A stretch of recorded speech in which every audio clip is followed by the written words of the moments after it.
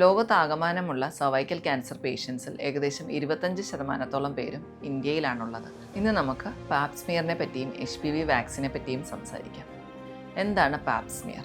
Pap smear എന്നാൽ cervical ക്യാൻസറിൻ്റെ screening ടെസ്റ്റാണ്. യൂട്രസിൻ്റെ താഴത്തെ ഭാഗത്തിനെയാണ് നമ്മൾ സെർവിക്സ് എന്ന് പറയുന്നത്.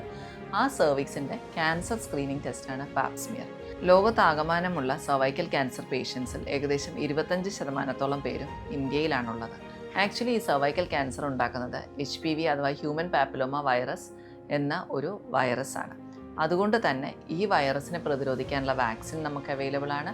ഈ വൈറസ് ക്യാൻസർ ചേഞ്ചസ് ഉണ്ടാക്കാൻ ഏകദേശം 20 വർഷത്തോളം എടുക്കുന്നത് കൊണ്ട് തന്നെ പ്രീ ക്യാൻസർ സ്റ്റേജിൽ ഈ അസുഖം നമുക്ക് കണ്ടുപിടിക്കാൻ സാധിക്കും. അപ്പോൾ അതിനാണ് നമ്മൾ പാപ്സ്മിയർ ചെയ്യുന്നത്. എല്ലാ സ്ത്രീകളും 21 വയസ്സ് മുതൽ എവ്രി 3 ഇയേഴ്സ് 3 കൊല്ലത്തിലൊരിക്കൽ പാപ്സ്മിയർ ചെയ്യണം. 50 വയസ്സ് വരെ. 50 വയസ്സ് കഴിഞ്ഞാലോ 5 കൊല്ലത്തിലൊരിക്കൽ നമ്മൾ പാപ്സ്മിയർ ചെയ്യണം. പാപ്സ്മിയർ വളരെ ലഘുവായ ഒരു പരിശോധനയാണ്. ഉള്ളു പരിശോധിച്ച് യൂട്രസിൻ്റെ താഴത്തെ ഭാഗമായ സെർവിക്സിൽ നിന്നും കുറച്ച് സെൽസ് എടുത്ത് നമ്മൾ ടെസ്റ്റിന് അയക്കുന്നു. ഇതൊരു പെയിൻഫുൾ പ്രൊസീജിയറേ അല്ല. ഇതിനോടൊപ്പം തന്നെ നമ്മൾ HPV വൈറസ് കൂടി ടെസ്റ്റ് ചെയ്യുകയാണെങ്കിൽ അതിന് കോ ടെസ്റ്റിംഗ് എന്ന് പറയും.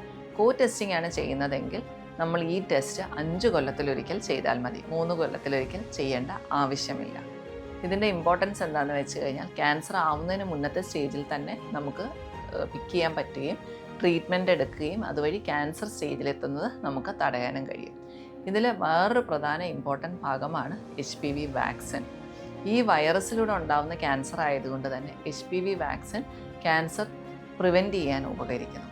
ഇത് 9 മുതൽ 15 വയസ്സ് വരെയുള്ള കുട്ടികളിൽ 2 ഡോസായും 15 മുതൽ 45 വയസ്സ് വരെയുള്ള സ്ത്രീകളിൽ 3 ഡോസായും എടുക്കാവുന്നതാണ്. പെൺകുട്ടികളിൽ മാത്രമല്ല ആൺകുട്ടികളിലും ഫിനൈൽ ക്യാൻസേഴ്സും ഏനോറെക്ടൽ ക്യാൻസേഴ്സും പ്രിവെൻറ്റ് ചെയ്യാൻ ഈ വാക്സിൻ ഉപകരിക്കുന്നു. നിങ്ങളുടെ കുടുംബത്തിലെ സ്ത്രീകളോ കുട്ടികളോ ഈ വാക്സിൻ എടുത്തിട്ടില്ലെങ്കിൽ ഇന്ന് തന്നെ നിങ്ങളുടെ ഡോക്ടറോട് സംസാരിക്കുക.